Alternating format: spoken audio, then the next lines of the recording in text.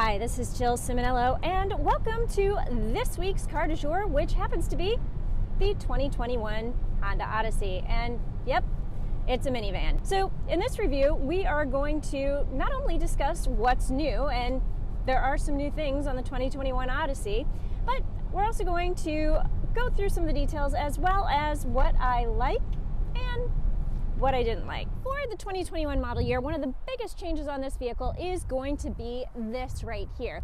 The grille gets designed, you know, that big silver bar that went across the center is gone, and this lower fascia in the front bumper also gets a refresh. So everything here just tightens up and looks a little bit sleeker, a little bit tighter, and frankly, a lot better.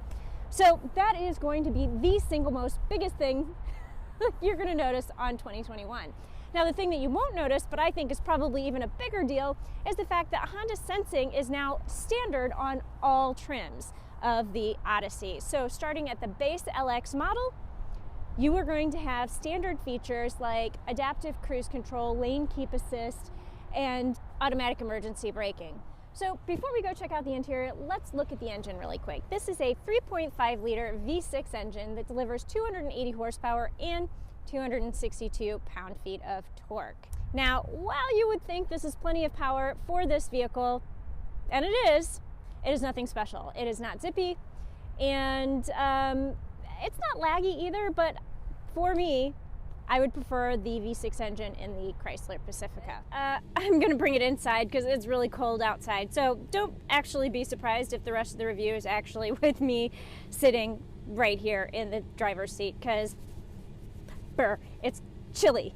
All right, but that's good because there's actually quite a bit to talk about on the interior of the 2021 Honda Odyssey, and it's not necessarily because it's new, it's more because it's not new. So let's flip the camera around and take a closer look at some of the details. So the first thing you're going to notice that the Honda Odyssey does not have is a full digital display, and this is the Elite trim, and this is as good as it gets. So you don't really have a lot of configuration options here, and you don't really get a full color graphic experience. The other thing is, you know, these graphics are also a little bit outdated. The screen is really small, and you know, we've seen the launch of a lot of 12-inch, 10-inch screens in vehicles these days, and I think this is 7 inches. So, you know, and again, this is a top trim model, and it still has a very small screen. You know, the navigation screen itself looks fine, but you are also then dealing with some more outdated graphics here. If you aren't tech savvy and, you know, this is just a people mover and you don't really care, perhaps not the biggest deal for you.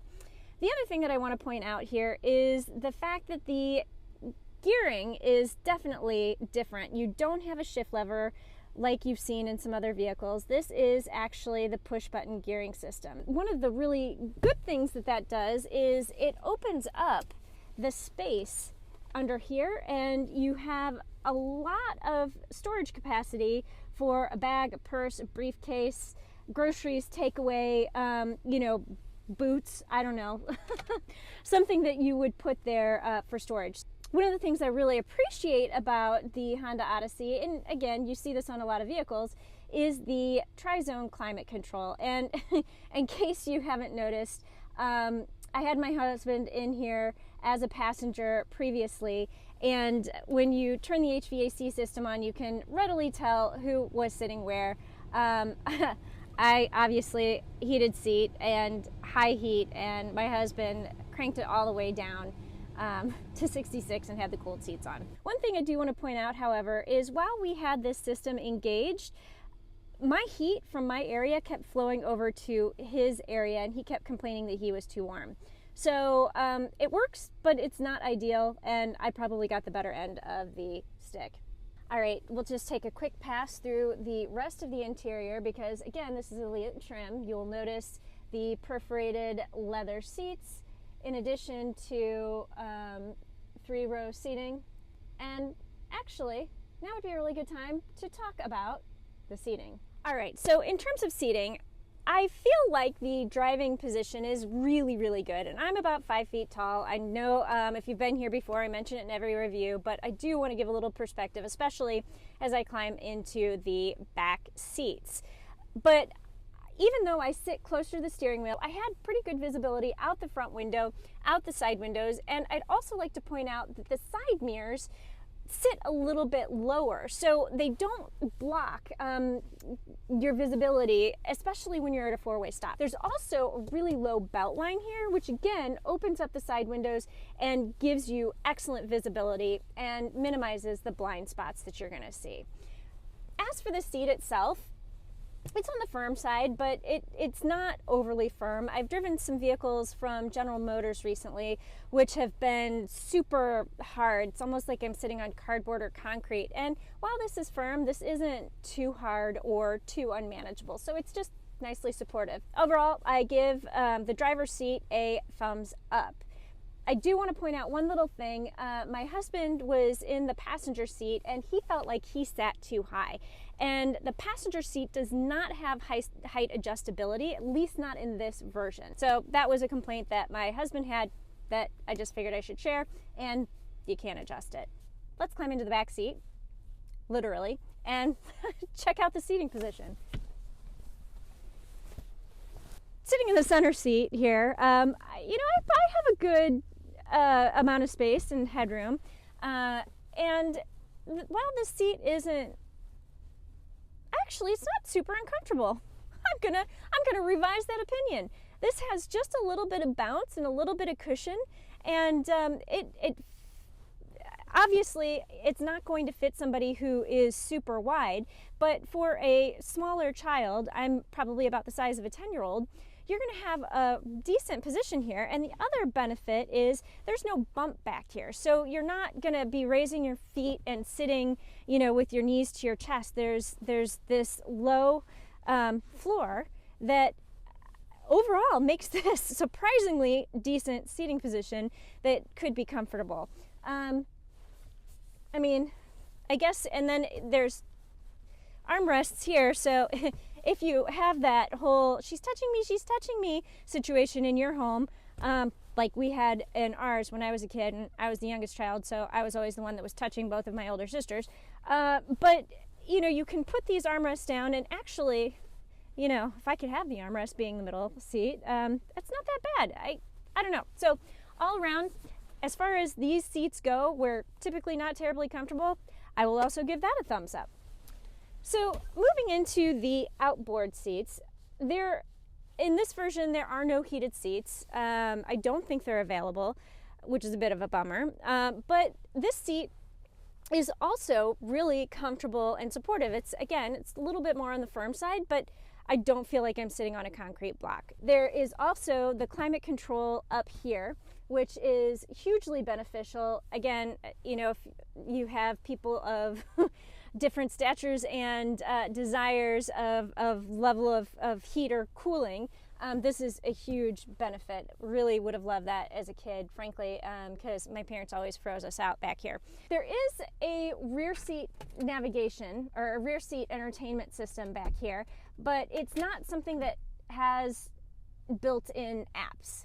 So again, you're back on more of the low-tech side, but in a way that may not necessarily be a bad thing, because you can plug in your, through an HDMI port back here, you can plug in, and there's also a DVD player in the front, and you can control what your child is watching or doing back here. Now here we are in the third row, and there is a really nice amount of legroom. These seats are actually scooted all the way back, and I probably have a solid 6 to 8 inches between my knee and this seat here, and I would say it's probably more like 4 inches between my knees and this seat here. The seats, you have a decent H point, so your knees are not popping off the seat bottom, and the seats themselves have a little bit of bounce, a little bit of cushion. Again, still on the firm side, but not unmanageably. In terms of amenities back here, you have a light, a little clothing hook, or not a little clothing hook. There's also rear sunshades, You have an input outlet jack back here to plug in a converter. There's headphone jacks, so if you are using your entertainment system, you can wire in using headphones, and you can control the volume individually back here. There's 2 cup holders, and there's an air vent. And it's not here, but it's, you know, kind of face level, and you can adjust it. So this would be good for somebody who might get car sick easily. Well, you have the power outlet back here. On that side, you actually have 1 USB port. So there's 1 USB port in the 3rd row. There are 2 USB ports in the 2nd row for charging devices. In all, I'm actually, for all of the seating positions in this vehicle, I'm going to give 2 thumbs up. So one of the nice features on this vehicle is the magic seats. And basically, if you remove this middle seat right here, these 2 outboard seats can slide forward, backward, in and out, and it is much more flexible for a parent who might need to reach a child's seat in the back. So, while I think this is a really great feature, one of the things that I wanted to do is talk about how easy this actually is to remove. When I was watching videos to try and figure it out, because I couldn't do it on my own, there were only men who were in the videos releasing these seats. So, bear with me as we go through the process. So, the first thing you have to do is, 1, you have to make sure that, you know, the seat belt is contained up in the ceiling. Then you move this down. Then you pull this right here, which basically there's some latches right here that release, and you can lift this up. Now, the problem that I've been running into is there's hooks under here, and I cannot get them off of these hooks. And I'm sure there's a trick, but I haven't figured it out yet. At least not easily or comfortably. So let's try this again, because I'm going to point out this is also a little bit heavy. So I weigh about 95 pounds. I lift weights. I go to the gym. I'm a fairly fit person, but this is just a little bit awkward for somebody who is not a dude. All right, so we've got it up. Haha. Whew. All right, so once you get it out, then you have to take it out of the vehicle. Whew. I will say it's nice that this is a wide opening so that you can easily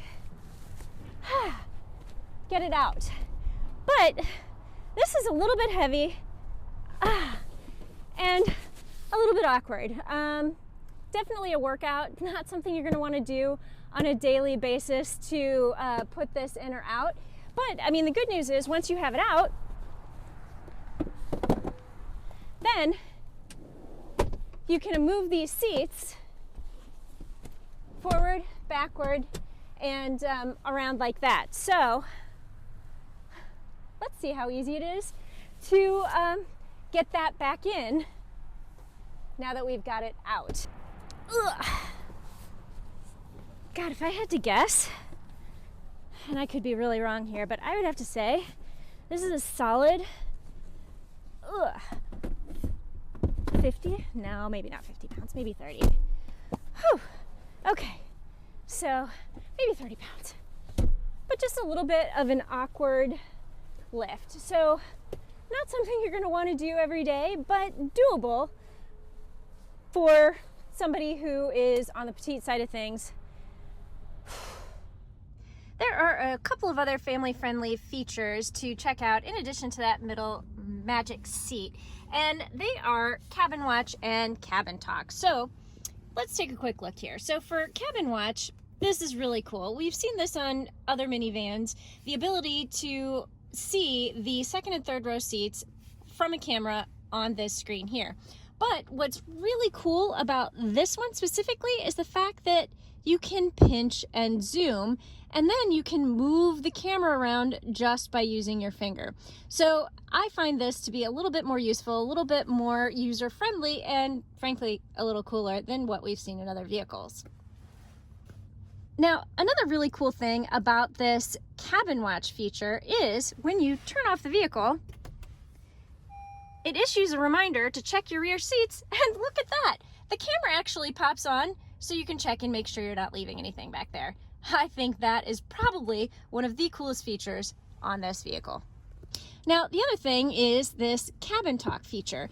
And basically what that does, I don't know if you can hear it, but it amplifies your voice into the back. So it goes through the speakers, it goes through the headphones, and the mic is on, so there are no excuses. Your kids can't say, but I didn't hear you. It mutes the sound and amplifies your voice. They heard you. All right, so now it's time to talk about the things that I do not like on the 2021 Honda Odyssey, and unfortunately, the list is probably a little bit longer than what I did like. So let's just dive right in. The HVAC system takes a really long time to heat up. And additionally, when you put on the auto system, so I've got it cranked all the way up to high heat, and you hit the auto button, as soon as you start the car, it's blasting out cold air. That's not how an auto system is supposed to work.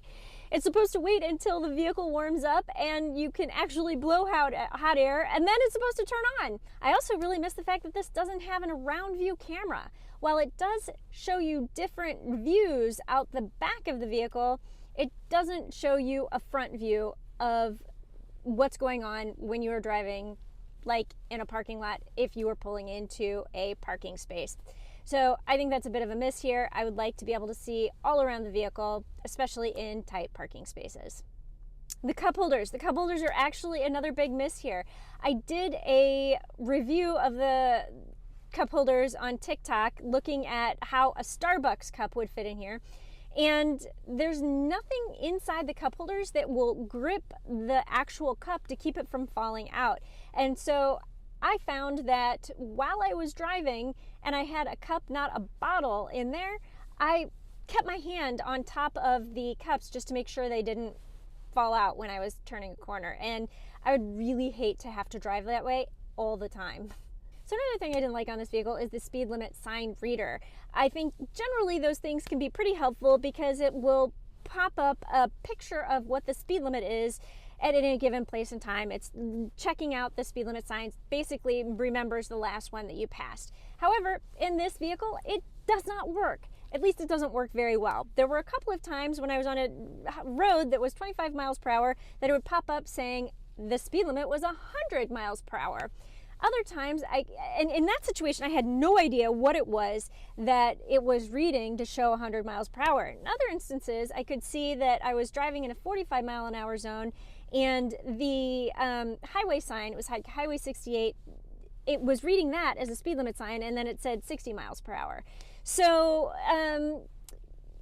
great idea, just doesn't work very well in this car. Now, I'm getting close to the end of my list, but I would be remiss if I didn't mention another thing that I don't like in this vehicle is the fact that you have to wire in for Apple CarPlay, yet on the Elite model, you have the available wireless charging. So that tends to be a little bit of a pet peeve of mine. I figure you should have to wire in for charging and CarPlay, or have a wireless system that is CarPlay and charging. So I don't like that you have to do one and the other. I think it should be either or. Now, I hate mentioning this final thing that I didn't like, but this vehicle only has 5,000 miles on it, and it shouldn't do this.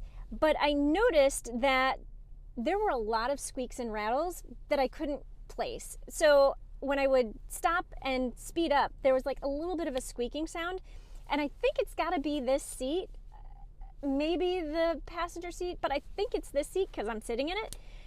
But it just squeaked. And I don't think it was leather rattling. I think it was the seat itself squeaking. And it did it when the car was cold. It did it when the car was warm. So I don't think it's related to the weather. But at 5,000 miles, I should hear no squeaks and rattles. And that was, frankly, a little bit disappointing. All right, so before I wrap this review up, I just wanted to give you a couple of driving impressions. So I'm on the highway right now, and I've got the cruise control engaged, and it is adaptive, and it works very well. In some iterations of the Honda adaptive cruise control, I felt like it was really herky-jerky. If somebody pulled in front of you, it would slam on the brakes, and then they'd pull away, and then it would speed up to slam on the brakes again. But the system in this vehicle has been smoothed out. It does very well, and it is, it does exactly what I wanted to do. I've got it set at 65, and somebody is going significantly slower than me in front of me, and the vehicle is keeping a nice distance between me and that vehicle. As soon as that vehicle moves out of the way, the car will speed up, and it'll do exactly what it's supposed to do. It also has the lane keep assist engaged, which isn't a terribly aggressive system. So in a lot of systems, like I'm coming up on a curve right now, and if I take my hands off the wheel, or if I try and steer a different way, you can feel the steering wheel jerk around the corner. But this is just more of a gentle suggestion. So I really appreciate the safety systems in here because they aren't super aggressive. They just work really well. I know I've already stated it before, but I figure it's worth mentioning engine power just a little bit, because you would think that 280 horsepower should be perfectly fine for a vehicle of this size, and it is. It's perfectly fine. And it's personal preference, but I like that quick off the line moment of aggression when you're driving for passing maneuvers and for quick off the line starts, and this just doesn't quite have that. In terms of overall ride and handling, because the seats are really comfortable, the overall ride and handling is just generally pretty comfortable. I've been driving in the city a lot, and I've gone over a lot of bumps and potholes and bad roads and speed bumps, and overall this isn't clunky. Like, it doesn't have a jarring feel to it. It's a little bit smoother. I mean, obviously you're going to feel the potholes and the bumps and the speed bumps, but it doesn't feel teeth clattering. So it gives you more of a smooth and mellow flow over these bumps and grooves, and I definitely appreciate that fact, and I bet the people who are sitting in the back, especially the way back, will appreciate that as well.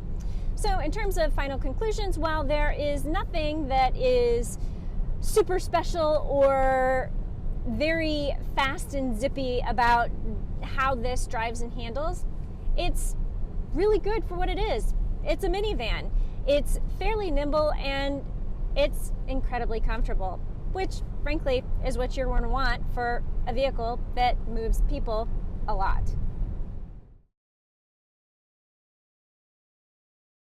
Now, this right here is an Elite trim and has a base price of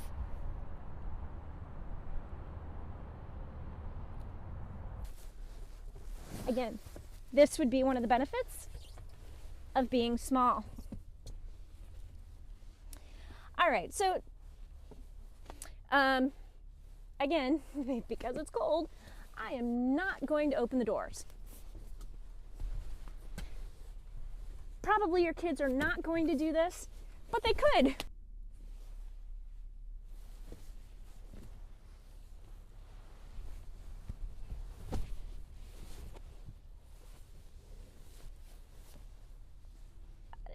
Doesn't actually work very well on this. Speed sign reader. Speed limit sign reader. Okay, I'm gonna have to do that again. So another thing I really didn't like about this vehicle is the speed limit sign reader. All right, so then in theory, once you get it out, you would have to get out of the vehicle if it were unlocked.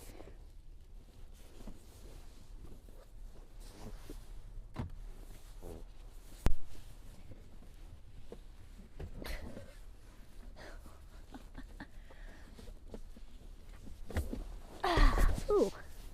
Whew. All right, so once you get it out, now that we've got it out, all right.